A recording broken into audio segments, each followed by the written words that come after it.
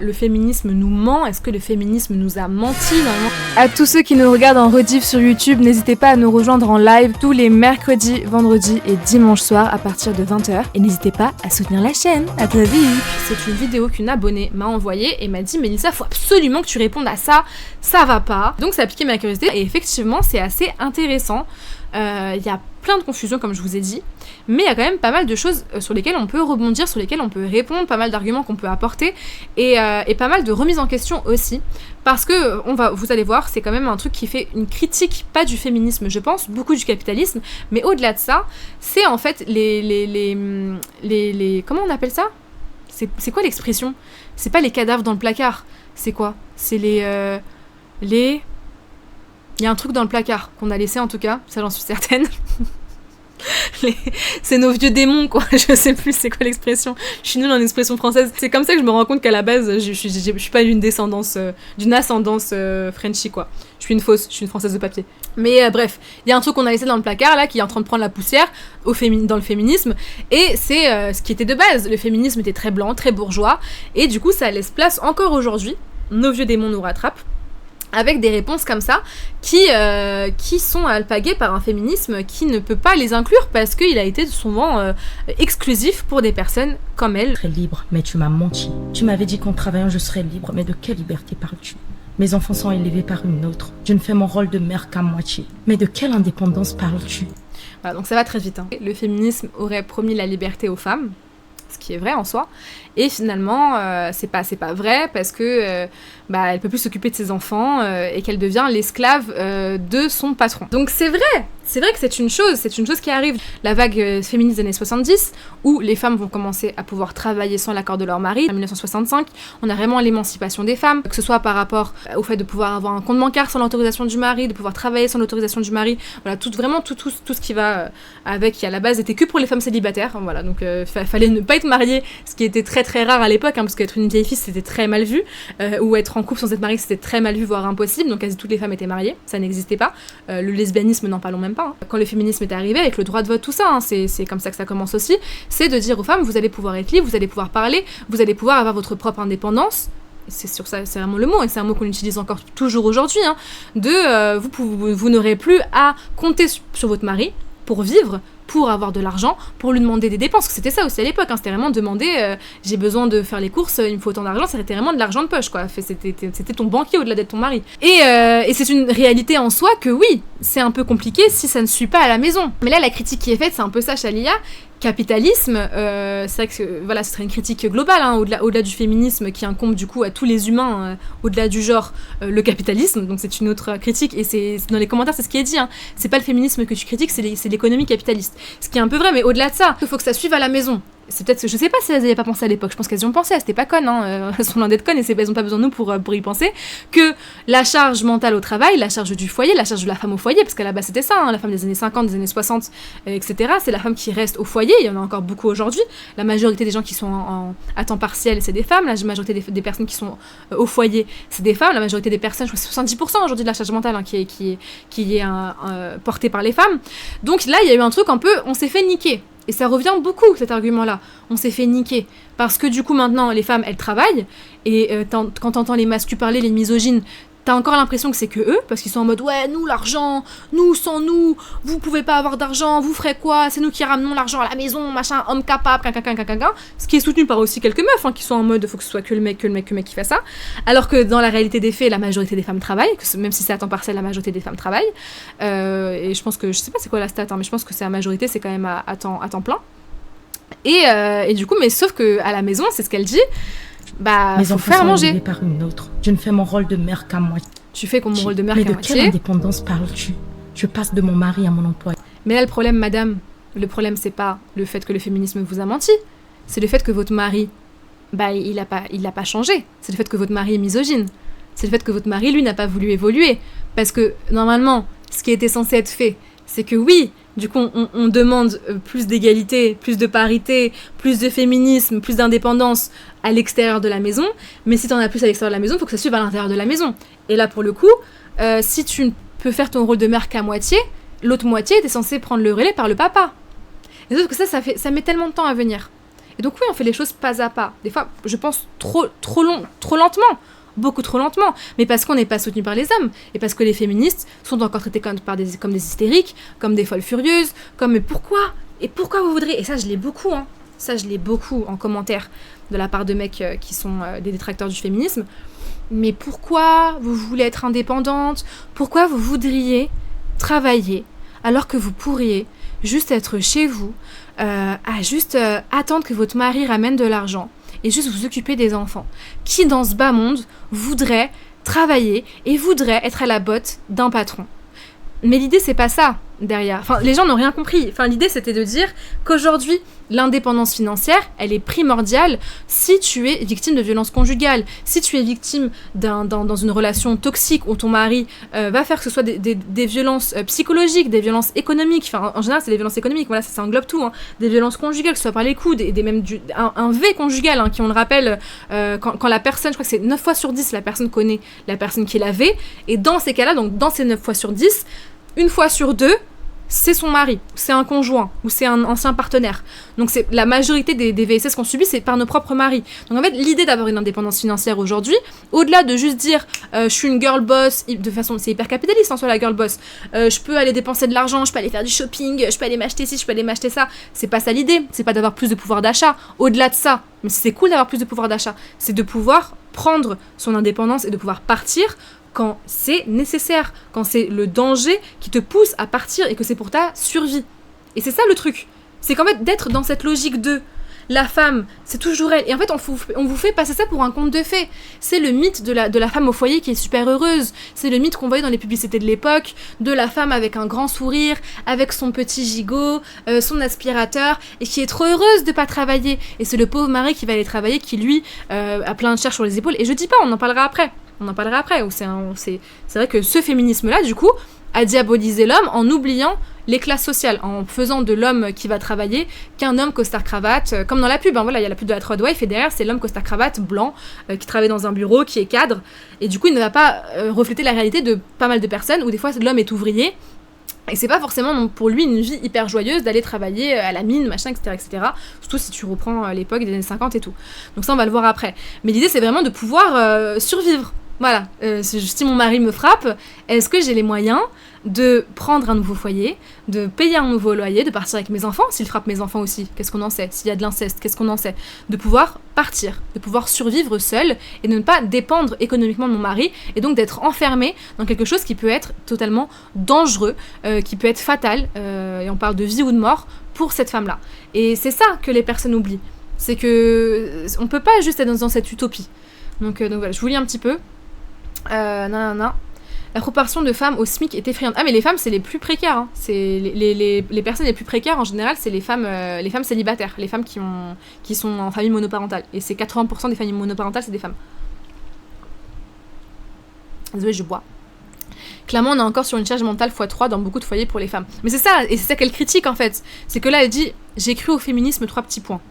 C'est ça la description de son poste. C'est juste que tu n'es pas allé assez loin et qu'en fait si ton mari, ton partenaire n'est pas avec toi dans ta lutte, n'est pas un allié avec toi sur vraiment le minimum que peut être un allié, ça ne fonctionnera pas. Ça ne fonctionnera pas. Si tu dis que tu peux être une femme qu'à moitié, si tu dis que tu peux être qu'une mère qu'à moitié, c'est que ton mari n'est un père à rien du tout. Il n'est même pas la moitié d'un père. Parce que normalement c'est pour ça qu'on est deux. Il y a 2 parents.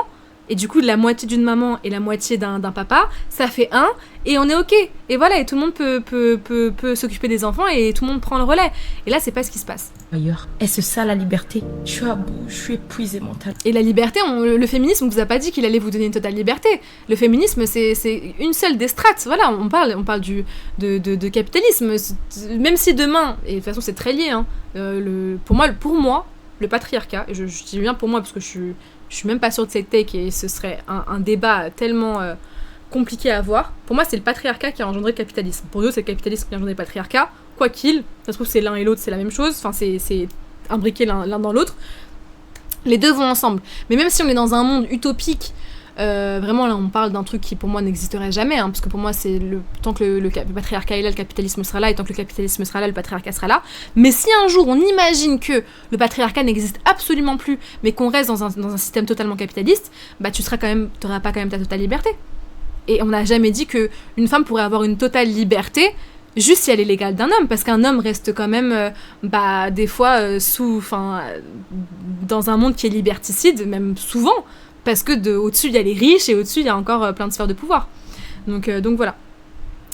Et aussi que les femmes ne devraient pas être des pondeuses, nourrices, on n'est pas obligé de se marier, etc. Et c'est ça aussi, là la dernière chronique que j'ai fait, c'était sur l'amitié homme-femme. Donc pas du tout, rien à voir avec ça, rien à voir. Mais on parlait de Adrienne Rich, qui est du coup une essayiste, féministe, poétesse, etc. De l'époque, qui en 1980 a du coup théorisé l'hétérosexualité obligatoire, qui explique en fait, et on met dans le contexte, on est dans les années 80, où on est dans une hétéronormativité de la société qui est telle qu'en fait le seul chemin qui est possible, c'est de trouver un partenaire. Donc on met l'amour au-dessus de tout. Vraiment, c'est l'amour et la quête principale, surtout pour une femme. La quête principale, c'est de trouver l'amour, de se marier, de faire des enfants, et du coup d'être toujours c'est pour ça que c'est sur l'amitié homme-femme, de toujours être dans une quête de séduction, et que les relations hommes-femmes, de par ce prisme d'hétérosexualité obligatoire, ne peut être que pour la séduction, parce que pour le mariage et la reproduction par la suite. Et aujourd'hui, c'est quelque chose qui est très critiqué, au-delà du fait que maintenant on a le prisme LGBT qu'on ne peut pas oublier. Au-delà de ça, même si t'es pas LGBT et que t'es une femme hétéro, tu ne peux pas vivre que par ce prisme-là, où tu dois être une femme qui doit trouver un mari, qui doit se reproduire, et qui doit être la femme au foyer. Il y a d'autres aspirations, et ça j'en ai fait aussi une chronique il y a pas longtemps, hein. Je sais plus c'était quoi On a fait les child free. J'ai fait les child free la dernière fois. Et voilà, c'est maintenant, on ne peut plus dire que la seule volonté d'une femme pour vivre, ça resterait être une mère. Et tout ça, ça commence dans les années 70, on en parlait, voilà, c'est le fait d'avoir un compte bancaire, le fait de pouvoir travailler, et après, c'est le fait de pouvoir avorter, le fait de pouvoir avoir de la contraception. Donc c'est pouvoir contrôler les naissances et ne pas, du coup, être une pompodeuse. Mais ça va tellement lentement qu'en fait 10 ans dans la cause féministe, je sais même pas si c'est un pas 10 ans, malheureusement. Je sais même pas si c'est un pas. Peut-être que c'en est un. Mais il y en a tellement à faire. Le marathon, il est encore tellement long. Et c'est un marathon qu'on fait, vous voyez, c'est quoi ? Marche rapide. On fait de la marche rapide. On court même pas, on peut même pas sprinter. Donc c'est long. Pire métaphore que la meuf elle vous sort là. Mais voilà. Vald avait raison, fuck l'amour. Ouais, Vald, peut-être sur ça il avait raison, mais il avait tort sur pas mal de choses. Hein, parce que lui, quand il parle des féministes, il est pas mal bancal aussi. Hein. Nemesis Killer dans le chat. Après, c'est là où on voit les autres dominations, notamment la domination bourgeoise. Là, elle pensait se libérer de toute domination avec le féminisme. Exactement, c'est ça. Et c'est pour ça que derrière, il y a une critique à faire sur cette vague-là féministe qui a commencé à émerger, mais dans des cercles blancs.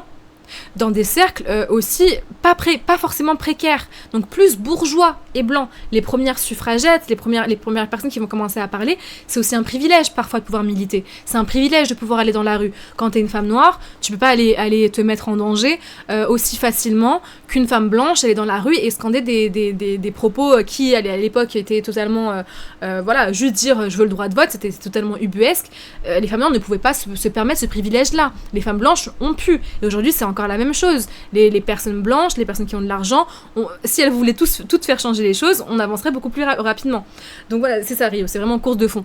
Donc c'est exactement ça, et c'est la critique à faire et ne pas oublier. Quand je vous disais tout à l'heure, là, c'est des cadavres dans le placard. C'est des cadavres dans le placard du féminisme, qui à la base est un féminisme blanc, un féminisme bourgeois, qui du coup n'a pas parlé aux personnes qui étaient précaires, n'a pas parlé aux personnes qui étaient racisées, et ne leur a pas... En fait, oui, quand t'es riche, que tu viens d'une sphère, que tu as le capital culturel, que tu as le capital social, que tu as le capital économique, que tu fais partie d'une sphère bourgeoise, que tu es une femme blanche, et que tu vas dire, je vais commencer à travailler, je vais trouver un poste trop bien, parce que j'ai déjà les contacts, parce que j'ai déjà... je peux déjà faire des super études, je peux déjà avoir un carnet d'adresses, et forcément, tu vas trouver un taf super, et tu vas peut-être pouvoir gagner plein d'argent avec ton mari à deux, et ça va être trop bien, et machin, et t'auras une femme de ménage, et t'auras truc, et du coup tu vas être trop bien, parce que en fait tu pourras remplacer ta femme au foyer, t'auras une nourrice, et t'auras machin, et t'auras un truc. Moi, elle a dit que ses enfants sont élevés par une autre, donc apparemment elle a les moyens d'avoir une nourrice quand même. Mais ça peut rester un problème que tes enfants ne soient pas élevés par toi. Mais ça reste un féminisme qui n'a pas parlé à cette personne, qui a aussi fait de l'homme qu'une personne qui détenait toutes les richesses. Donc en soi, c'est vrai, mais on a oublié derrière, et là, avant de parler, les ouvriers qui parfois n'avaient pas le choix d'être que au travail. Vous voyez, la dernière fois qu'on a fait une vidéo, on a react sur un papa qui était face à sa fille où ils faisaient une discussion en mode je pose toutes les questions que je veux à mon papa. Et la fille, à un moment donné, disait quand elle était petite, elle en voulait à son papa de ne pas être là, de ne jamais être présent. Maintenant, il faut aussi prendre du recul. Nous, en tant que féministes, actuellement, en 2025, on ne peut plus être dans cette bulle-là et oublier toutes ces sphères-là et en faire quelque chose que de blanc et bourgeois. Il y a des pères, ils n'ont pas le choix, parfois, de ne pas être présents. On peut pas juste dire t'es un mauvais père, t'es misogyne, t'es patriarcal, tu t'en fous de tes gosses et c'est pour ça que t'étais pas là. En fait, on a compris dans la vidéo que c'était un papa qui était ouvrier, qui était issu de l'immigration espagnole, qui travaillait dans le BTP et qui n'avait pas le choix finalement pour faire subsister sa famille ou pour eux peut-être 70 heures par semaine juste pour faire subvenir aux besoins de ses enfants et de sa famille. Donc là, c'est ce dont elle parle juste après. Et ça, parfois, c'est vrai qu'on l'a oublié. C'est vrai que moi-même, parfois, je l'ai oublié. Dans ce truc-là c'est l'homme qui est responsable de tous nos maux, on a oublié de faire la distinction entre parfois l'homme victime du capitalisme et l'homme capitaliste et qui fait partie de cet engrenage. Ah oui, ok, en tant que gendarme, j'en vois beaucoup du sexisme, donc je te soutiens, je trouve qu'il y en a beaucoup. Ah bah ça, c'est certain. Fuck le capitalisme et la pub. Oui, fuck le capitalisme et la pub, mais pour le coup, vous voyez, la pub me rémunère un petit peu. Vous voyez, on est tous pieds et poings liés dans ça. Romy qui nous dit, oui, mais parfois, ce sont ces hommes-là qui te disent de te soumettre et les laisser provide. C'est ça, c'est qu'après, il faut faire attention partout. C'est qu'on peut pas non plus nier que dans toutes les sphères aujourd'hui, la misogynie est présente, que ce soit dans les sphères précaires, les sphères plus riches, les sphères racisées, les sphères pas racisées. La misogynie est partout et c'est compliqué parce que j'ai l'impression qu'on a des réponses trop polarisées où t'as le white féminisme qui du coup va pas du tout prendre en compte ça, va pas du tout prendre en compte les hommes qui eux-mêmes sont dans cet engrenage de domination économique par le capitalisme, etc. Il ne va pas comprendre que des fois y a pas tous les mecs qui peuvent prendre tout leur congé paternité, s'occuper des enfants parce que des fois c'est hyper compliqué, mais des fois peut-être que c'est pour ça que... Non, je sais pas si je peux dire ça. C'est pour ça qu'il faut réfléchir avant de faire des enfants. Non, c'est horrible parce que les gens pauvres ont le droit de faire des enfants. Ce serait totalement horrible de dire que les gens pauvres n'aient pas le droit de faire d'enfants. Mais réfléchir et de réfléchir avec sa partenaire, en tout cas en amont, et de lui dire voilà, je suis réaliste, je suis conscient sur l'idée que je pourrais pas moins travailler parce qu'on n'aura pas les moyens pour continuer à vivre. Donc discutaillons et est-ce que peut-être faut faire des tournées. Et après, est-ce que si la femme elle est ok. Si l'homme c'est lui qui veut rester à la maison, c'est ok. Mais essayer de réfléchir un petit peu plus ce système-là qui de base est totalement imposé et binaire. Faudrait trouver un truc un peu entre les deux. Pas être dans ce white féminisme qui nie totalement les autres biais, de discrimination, d'oppression qui peuvent être subis au-delà du genre par les hommes, et ne pas non plus tomber dans un truc où du coup on va voir que par ça, on va totalement oublier le patriarcat et la misogynie, la misogynoire et les machins qui peuvent être perpétrés par les propres personnes de notre communauté, et être en mode non, du coup c'est que eux, et voir que par le prisme des oppressions capitalistes et des oppressions raciales. Voilà, je sais pas si vous me suivez toujours. On y va, on voit la suite. Seulement, je gagne ma vie. Mais à la maison, le ménage, les enfants ne demandent que maman. Mais arrête tes manipulations.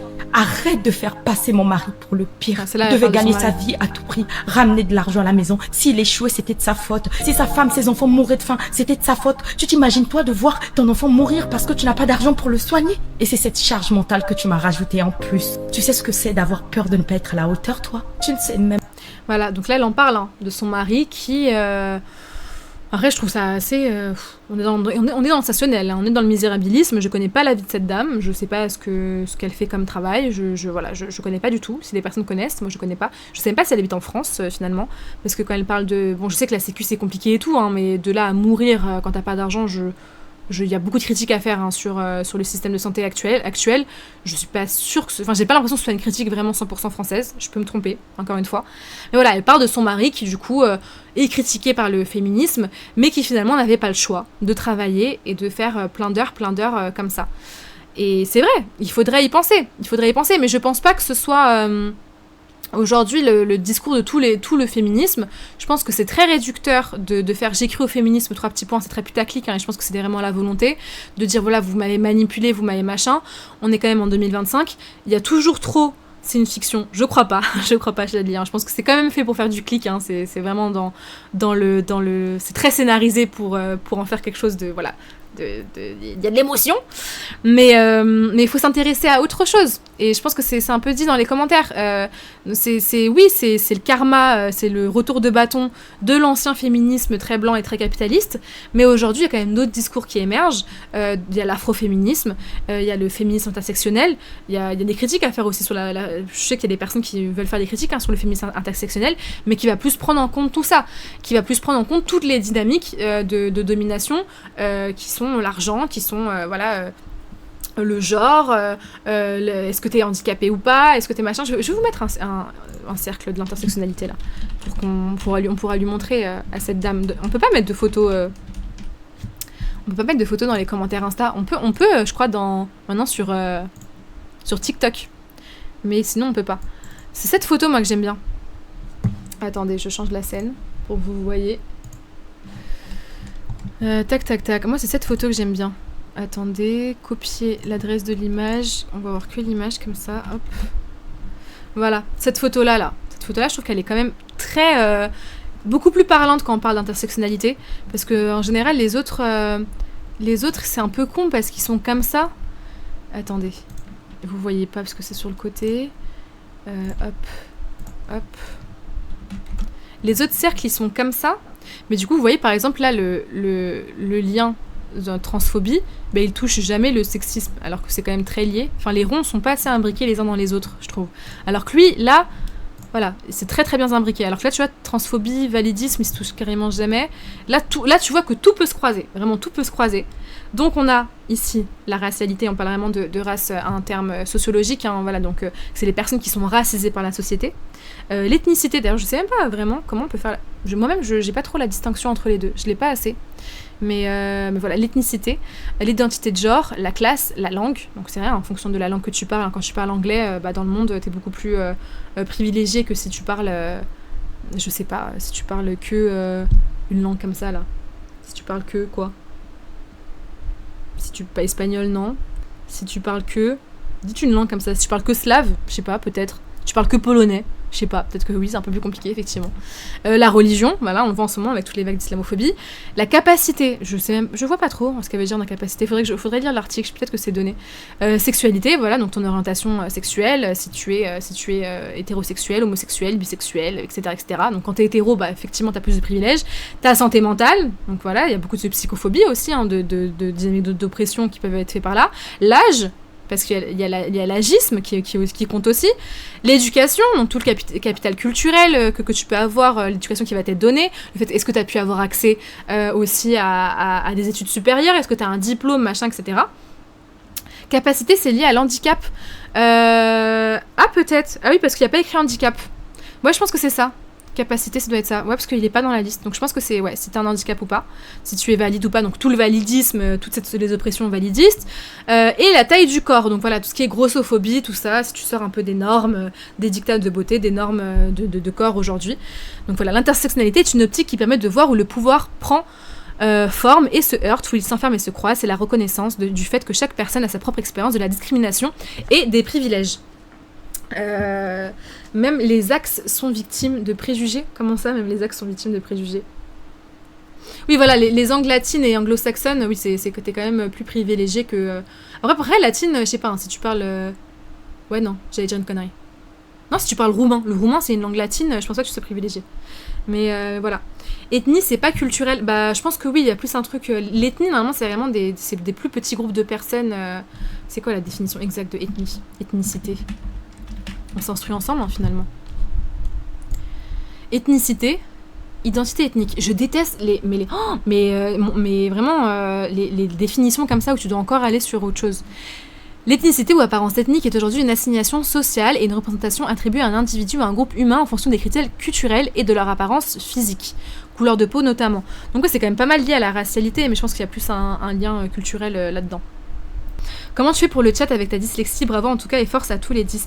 Écoute, il y a plein de fois où des fois je bug un petit peu ou des fois j'inverse les mots. Ça m'arrive souvent d'inverser, pas les mots mais j'inverse les syllabes. La dernière fois, je sais plus ce que j'ai dit tout à l'heure là.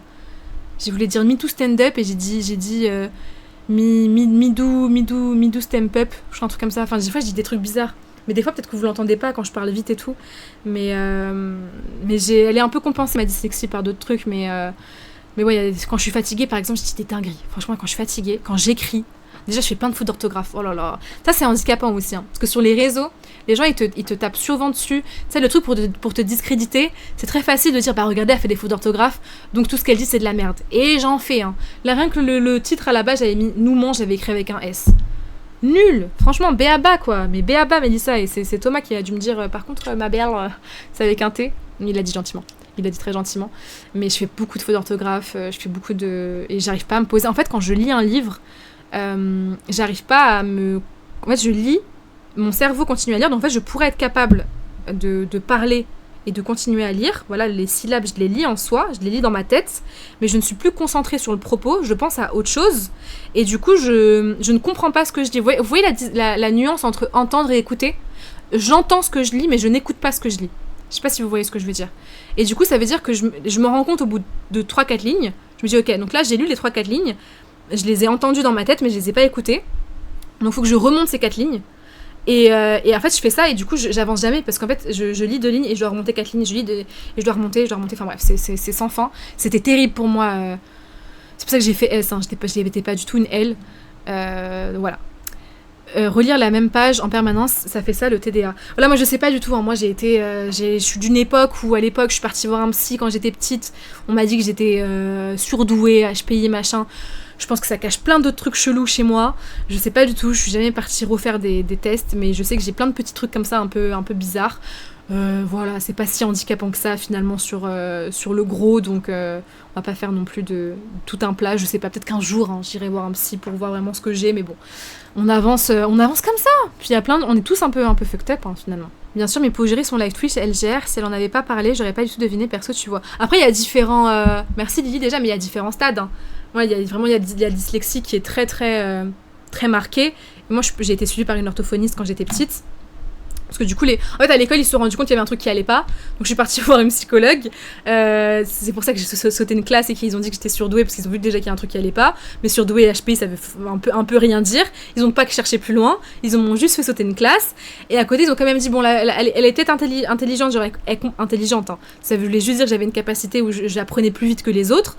Donc, on l'a fait sauter une classe. Mais elle est un peu chelou quand même. Donc, elle allait l'amener voir une orthophoniste.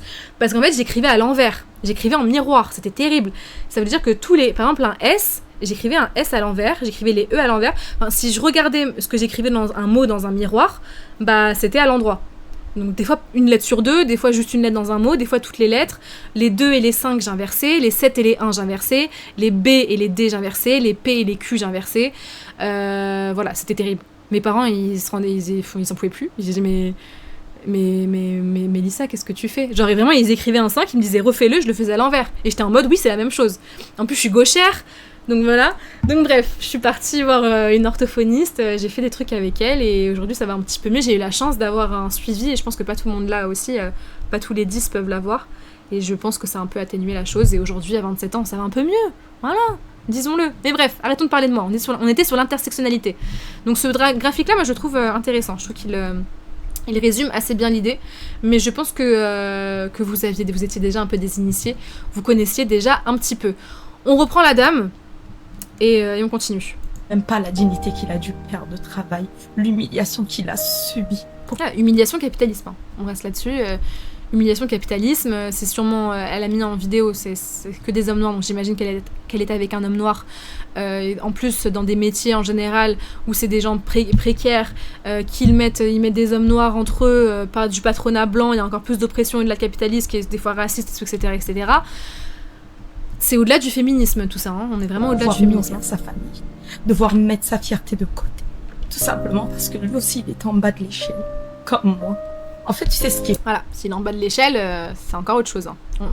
Et c'est ça que le féminisme blanc, le white féminisme avait oublié. Le féminisme blanc avait juste dit il y a les hommes, il y a les femmes. C'était très binaire. C'était que sous le prisme du genre. Et en fait, aujourd'hui, non. Aujourd'hui, on ne peut pas dire qu'un homme noir, précaire, est au-dessus qu'une femme blanche bourgeoise. Une femme blanche bourgeoise a plus de capital, a plus de privilèges, a plus du coup de possibilités d'oppression qu'un homme noir précaire. Et ça, on l'avait oublié. On l'avait totalement oublié. Donc oui, le féminisme blanc, était à l'époque alliée de ça, parce qu'en l'oubliant, elle était alliée du racisme et du capitalisme et de toutes ces dynamiques-là. Mais c'est peut-être le temps aussi de mûrir les choses, le temps que les personnes concernées puissent s'approprier ces choses-là qui à la base étaient élitistes, le temps que ça descende un petit peu, le temps qu'il y avait aussi des féministes à la base, de l'afroféminisme, tout ça, mais qu'on puisse les mettre plus en avant, qu'elles puissent avoir plus de poids, parce qu'à l'époque, voilà, elles étaient juste muselées, hein, donc on pouvait pas.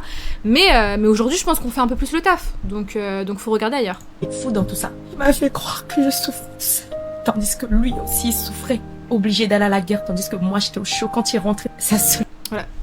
Encore une fois, je sais pas si on parle de la France. Obligé d'aller à la guerre pendant que moi j'étais au chaud pendant qu'il rentrait. Alors je sais pas si on est en 39-45. Perso, moi je suis en 2025. Je sais pas elle dans quelle faille spatio-temporelle elle existe. Je sais pas dans quel pays elle existe. Peut-être qu'elle est dans un pays en guerre. Je ne sais pas. Pour le coup, sous le prisme français, qui est un prisme très privilégié, aujourd'hui, il n'y a plus d'appels faits il n'y a plus de service militaire obligatoire. Je ne pense pas que si demain la France rentre en guerre, il y aura un appel des forces civiles parce qu'il y a une armée derrière et que les... Voilà, oui c'est ça, in which timeline la dame est, on ne sait pas. Voilà, là tu vois le timeline, je l'ai un peu dit, bon c'est juste que je parle vite. Donc on sait pas trop, là elle commence à partir en cacahuète, mais parce qu'elle est dans le misérabilisme. Il allait à la guerre, et moi j'étais au chaud. On est vraiment dans exactement les mêmes arguments que les mascus. N'oublions pas ce que faisaient les femmes à l'époque pendant la guerre. Les femmes à l'époque pendant la guerre n'étaient pas au chaud. Je ne sais pas de quelle époque elle parle, je sais pas vraiment, ce spatio-temporel, je ne sais pas où est-ce qu'elle se situe, mais les femmes n'ont jamais été au chaud pendant la guerre. Déjà, rien que parler du V, hein, qui a toujours été une arme de guerre très très utilisée. Aujourd'hui, voilà, si on peut parler du Congo, c'est là où il y a le plus de femmes qui se font V en ce moment, qui sont victimes de VSS, parce que c'est une arme de guerre ultra utilisée, ultra banalisée, et dont on ne parle pas du tout. Donc je ne pense pas qu'elle soit privilégiée, au chaud dans un confort, quand l'arme de guerre est utilisée, c'est le V, voilà, n'oublions pas ça. Et au-delà de ça, on oublie toutes les femmes qui ont continué à faire tourner le pays derrière, qui ont continué derrière à être à l'usine, à remplacer les hommes qui sont partis au front. Donc c'est très réducteur, c'est très binaire, c'est très... je connais pas assez le personnage, je connais vraiment pas de quoi elle essaye de parler, c'est très très confus. Hein. La grande promesse du féminisme blanc universaliste pensait que leur modèle capitaliste colonial servait aussi les intérêts des prolos racisés, ça fait beaucoup de mal à la vraie lutte. Exactement, et c'est ça. C'est pour ça que je dis en fait c'est vraiment un karma. C'est un karma qui date... En vrai je peux même pas dire qu'il date des années 70 parce qu'il a perduré pendant très longtemps ce féminisme blanc. Donc c'est un retour de bâton terrible. On regarde la suite. Le récompense, c'était de voir à la maison sa femme, ses enfants. Ah ouais, maintenant je peux accéder à des métiers d'hommes, mais pour la plupart c'était des ouvriers travaillant dans des usines. Ils travaillaient dans des conditions horribles.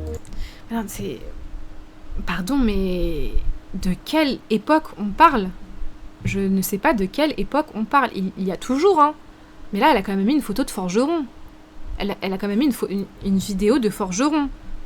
Alors peut-être, hein, je sais pas, que cette dame-là vit...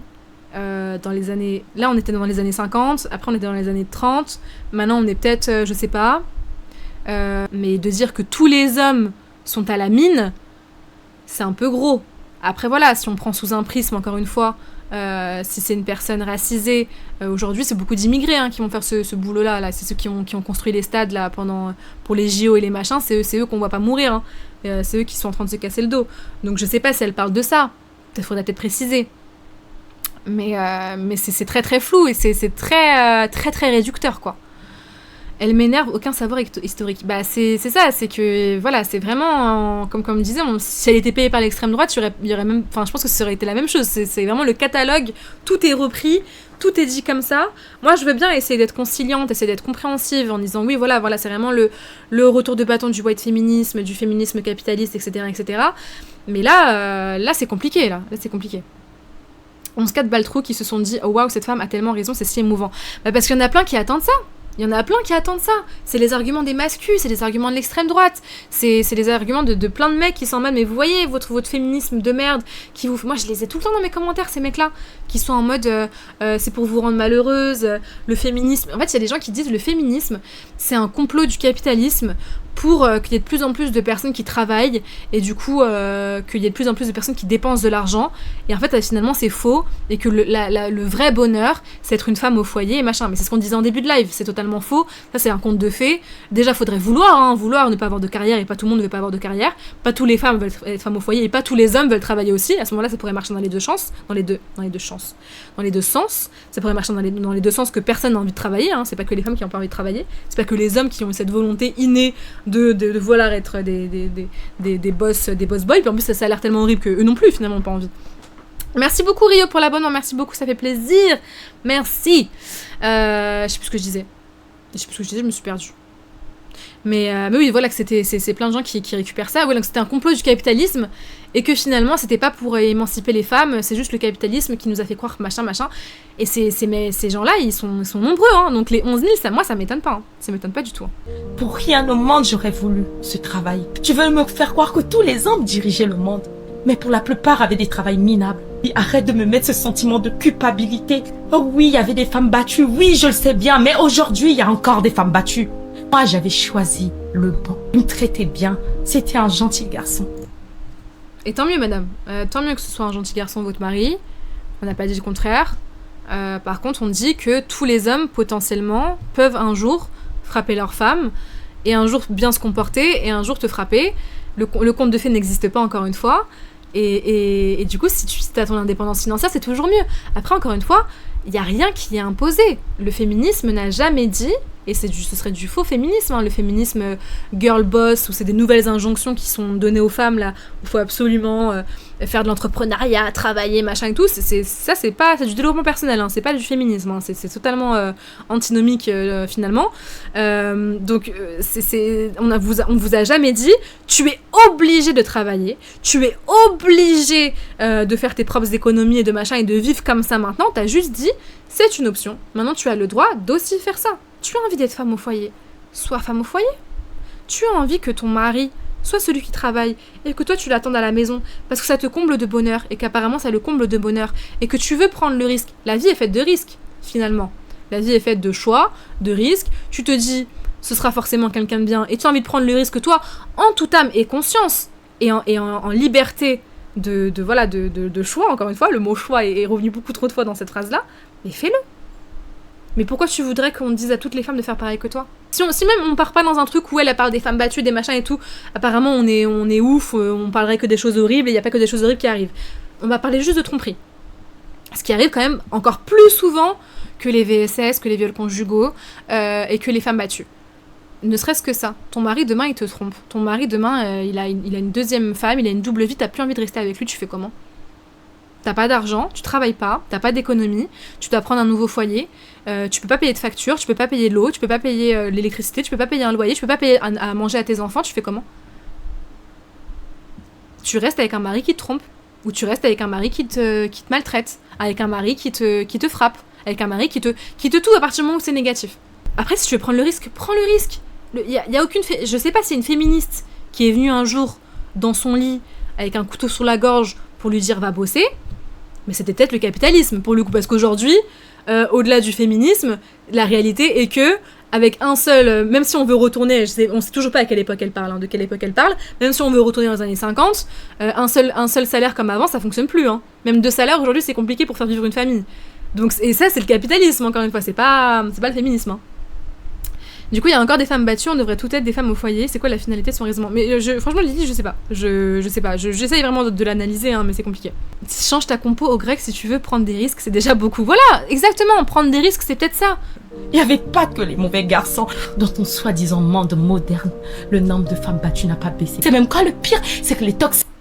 Alors, le nombre de femmes battues n'a pas baissé. Alors ça, j'aimerais bien une stat, pour le coup. Et aujourd'hui, c'est très fallacieux de vouloir comparer des statistiques de l'époque à des statistiques d'aujourd'hui. Les statistiques, si on compare les statistiques de l'époque sur les VSS et les statistiques d'aujourd'hui sur les VSS, si on compare juste les chiffres en termes juste de un pourcentage vs un autre pourcentage, on pourrait se dire, ça a augmenté. Déjà, il faudrait réfléchir en termes de, est-ce qu'aujourd'hui, il y a plus de plaintes ?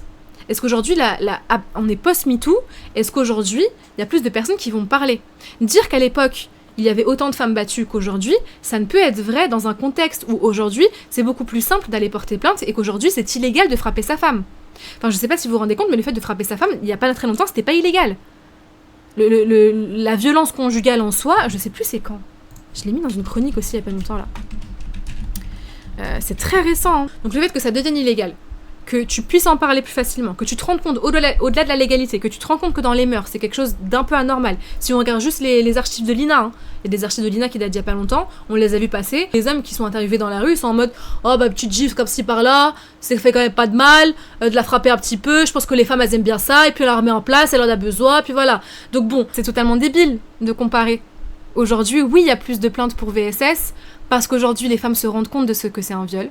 Aujourd'hui, les femmes se rendent compte de ce qu'elles ont pu vivre. Elles se rendent compte que c'est pas normal, quand ça se passe pendant la nuit, quand c'est ton mari. Le viol conjugal, c'est les années 90. Rien que ça. Le viol conjugal, ça a été pénalisé à partir des années 90. Donc à partir de ce moment-là, il y a toutes les femmes mariées, et les hommes mariés aussi, hein, qui ont pu dire qu'ils se sont fait par leur conjoint ou leur conjointe. Donc forcément, les plaintes vont augmenter. Et puis après, libérer la parole. Libérer le fait que oui, ce serait peut-être bien d'aller à la police. Et encore aujourd'hui, c'est compliqué. Donc peut-être que dans 10 ans, il y aura encore plus de plaintes, parce que les policiers seraient peut-être dans un monde merveilleux, un peu plus formés à accueillir les plaintes. Et que s'ils accueillaient tous les plaintes et qu'il n'y avait pas plein de refus-plaintes, ce qui est totalement illégal, les stades vont encore augmenter. Donc voilà, là de dire ça, c'est totalement débile. Hein. Et c'est la même chose pour les femmes battues. C'est exactement la même chose. Et par contre, j'ai appris un truc hyper intéressant la dernière fois. Est-ce que vous saviez, c'est un argument de mascu, mais qui pour le coup est super intéressant et à ne pas occulter, parce que ce serait un truc, ce serait un peu la même chose, un retour de bâton. La loi Schiappa, alors Marlène Schiappa, on peut dire tout ce qu'on veut sur elle, hein, mais il y a quand même la loi Schiappa, où je ne savais pas qu'à l'époque, en fait j'ai lu des commentaires sous un des derniers posts que j'ai fait qui disaient que c'est que depuis 2018, c'est ça 2018, donc depuis la loi Schiappa, qu'un homme peut porter plainte pour viol. J'ai eu ça comme commentaire.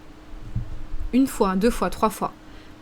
Quand je connais pas un truc, je me dis pas direct c'est faux, même si ça me paraissait ubuesque, je me disais ça doit être un argument de mascu pour discréditer la cause et tout machin. Je suis partie regarder. Et en fait c'est vrai. Non. La définition du viol, donc là c'est la loi Schiappa de 2023. La définition du viol est élargie à toute pénétration sexuelle, peu importe si la victime est la personne pénétrée ou la personne qui pénètre. Cet élargissement permet donc de considérer qu'une femme peut violer un homme en le forçant à la pénétrer, mais aussi qu'un individu qui force la victime à recevoir une fellation commet un V. Avant cette loi, ces actes étaient considérés comme des agressions, en raison de l'ancienne formulation de l'article. Vous saviez ça, vous ? J'étais pas du tout au courant. 2018,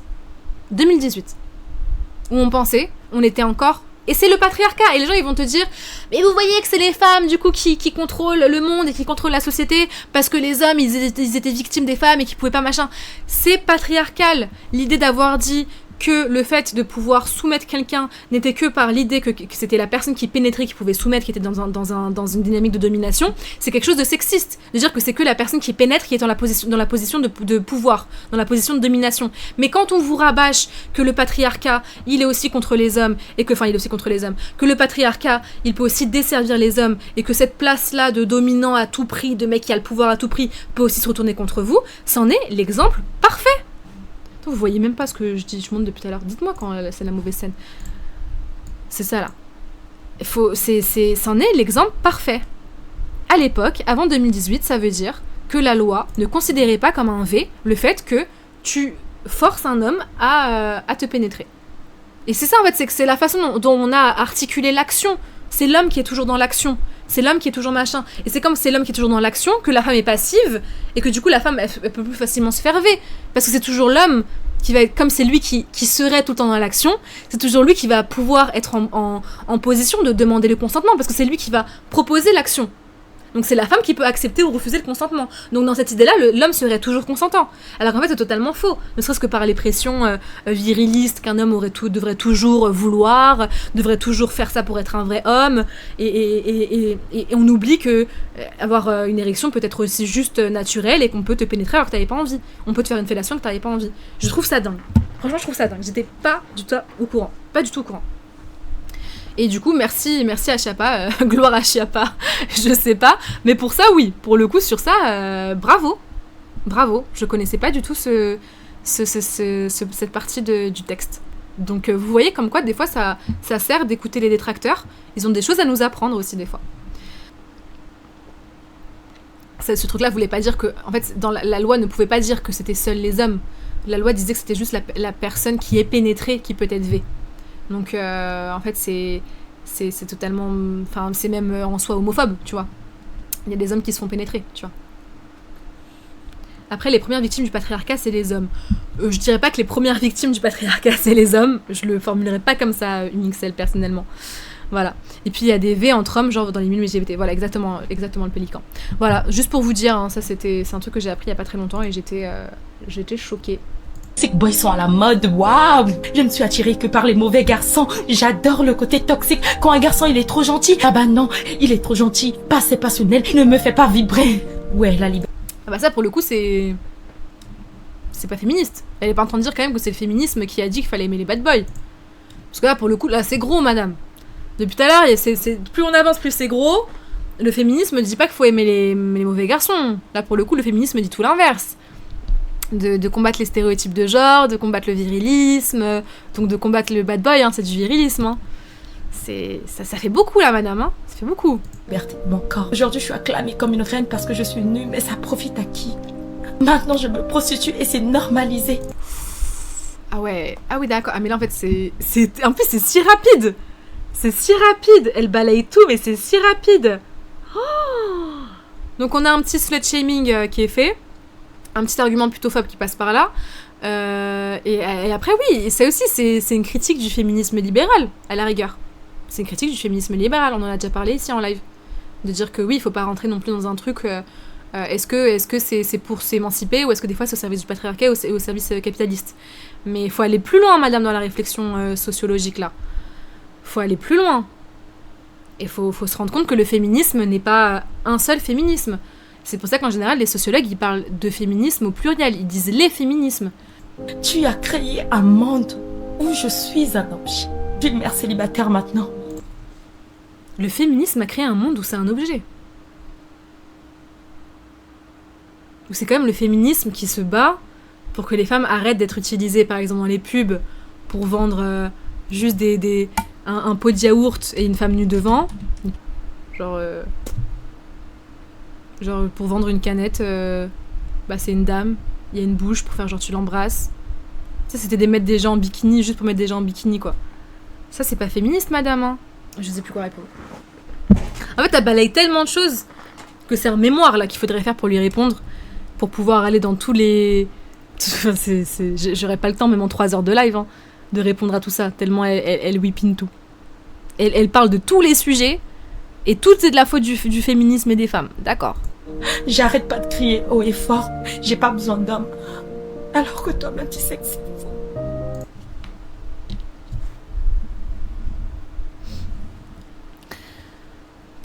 Ouais, je pense, Lily, il faut qu'elle reste dans tes bloqués. Hein.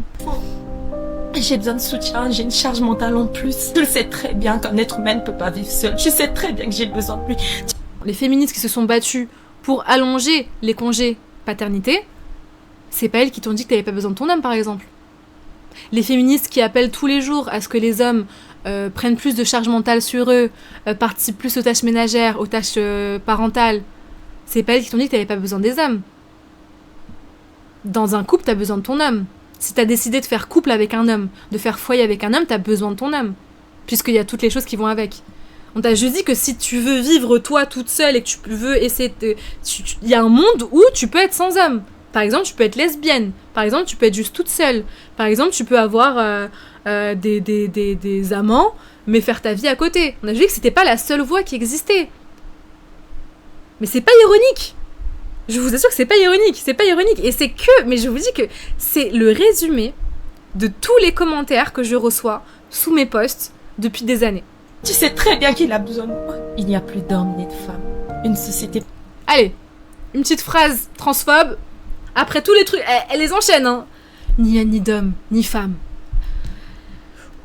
Ça commence à faire beaucoup. Perdu.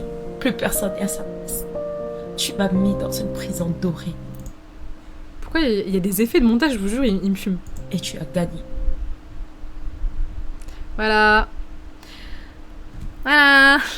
Elle a fait un milkshake whipping. Je vous assure, on aurait dû faire un bingo de tous les arguments et on les aurait cochés pas à pas. Oh, madame, au début j'ai essayé d'être conciliante. Au début j'ai essayé de dire oui c'est vrai, nous les féministes on doit se remettre en question et c'est vrai, on doit se remettre en question. On doit assumer malheureusement même si c'est pas notre faute, nous les féministes de la vague actuelle, prendre en considération les fautes des vagues passées, des white féministes et machin pour réajuster aujourd'hui le tir et machin etc et rééquilibrer les manquements de l'époque. Mais là ça fait beaucoup madame. Enfin voilà, on voulait que je réacte là-dessus, c'est fait. Je peux pas dire j'espère que ça vous a plu parce que je pense pas. Ça va vous sinon? Mais je voulais regarder, on va regarder les commentaires. Donc bon, moi le premier que je vois, je sais pas si c'est je suis même pas connectée, donc ça peut pas être parce que c'est moi et 70 c'est un commentaire qui me plairait. C'est pas le féminisme que tu critiques, c'est l'économie capitaliste. Personne t'a dit ça, on t'a juste dit que tu peux choisir de faire ce que tu veux, travailler ou rester au foyer. Bon, les commentaires se réveillaient un petit peu là, parce qu'au début quand on me l'a envoyé, la personne me disait que les commentaires c'était désastreux. Ah bon, voilà, des gens d'accord. Cette vidéo est tellement incroyable, tu es très éveillée. Woke, elle est woke du coup, elle est éveillée, elle est woke. Tu as tout dit, le travail c'est un piège, on passe à côté de notre vie à vouloir payer nos factures. Nous ne sommes pas égaux mais complémentaires. Alors ça c'est la phrase, je pense que les anti-féministes, ils ont cette phrase là en sticker derrière eux, vous voyez? Genre soit, vous voyez les néons que tu peux faire, ou les quotes, à l'époque c'était très à la mode d'avoir des stickers comme ça, avec vraiment des guillemets, et écrit un peu en italique, manuscrit. Je pense qu'ils l'ont vraiment, c'est leur déco. La famille, c'est sacré, et c'est la plus belle richesse sur Terre. Mais qu'est-ce que nous sommes forts en vérité, malgré tout. Et encore là, mais il est temps que cela s'arrête. Protection à toi et à Steven. Bon, apparemment, son mec s'appelle Steven. Voilà. Et c'est vrai que c'est assez malheureux, mais c'est un truc que je retrouve beaucoup dans les populations racisées, quoi. Que ce soit dans les populations voilà, antillaises, la diaspora africaine, la diaspora maghrébine. Je me demande si c'est pas justement parce que le féminisme de l'époque a exclu ces personnes-là, ces personnes racisées, et qui du coup n'ont pas réussi à... Enfin, c'est pas qu'elles n'ont pas réussi, c'est qu'elles ont été exclues de cette éducation, de cette émancipation féministe qui ne leur parlait pas et qui ne voulait pas les inclure. Et du coup, il y a une double peine qui est créée derrière pour ces communautés-là. Je pense que c'est un peu ça, hein. C'est pas que ça, c'est sûr que c'est pas que ça. Il y a aussi tout un truc de colonialisme, du fait que quand t'es précaire, tu peux moins avoir le privilège de t'intéresser à d'autres choses, machin. Le fait que, qu'on disait tout à l'heure, hein, le fait que le truc de dire que c'était beaucoup ces hommes-là qu'on a diabolisés, qui font que travailler et tout machin, des fois quand t'es juste pauvre, et que t'es juste un immigré qui est à la mine, t'as pas le choix. Mais bon. Je suis maman et j'aime mon travail, même si je dois revoir mes heures. J'aime mon indépendance, je dis merci à celles qui sont battues pour ces droits-là. Le féminisme est nécessaire, beaucoup de femmes subissent encore des violences parce que certains pensent qu'ils ont droit à leur corps sans leur consentement. Il faut faire attention à ce qu'on véhicule. Vos sentiments ne sont pas la vérité, informez-vous, lisez. C'est ça, c'est exactement ça. Tellement risqué, voilà.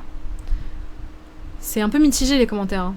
Ah, ça. Je vais dire à mes cousines excisées qui n'ont pas le droit de travailler sans l'accord de leur mari, de s'habiller comme elles veulent, que le féminisme qui me permet d'être libre, ce n'est pas bien, et que ce sont elles qui ont une vie de rêve. Bref, je vais répondre à cette vidéo parce que franchement, c'est fatigant. Ouais. J'ai interviewé il y a pas longtemps une jeune fille qui a été victime d'excision. Je sais pas quand est-ce que ça va sortir, je vous dirai quand la vidéo elle sort. Elle s'appelle Mama Machiavélique pour celles qui connaissent sur TikTok. Sérieux, en 2025, on en est encore là à vouloir taper sur le féminisme quand on connaît la violence du patriarcat. J'étais restée sur la vidéo jusqu'au bout, espérant voir que c'était du sarcasme. Vous voyez, comme vous, elle pensait que c'était du sarcasme. Mais franchement, flemme. Aucun mouvement n'est parfait. Si tu vois des failles du féminisme au lieu de critiquer, tu peux t'allier pour aider et améliorer.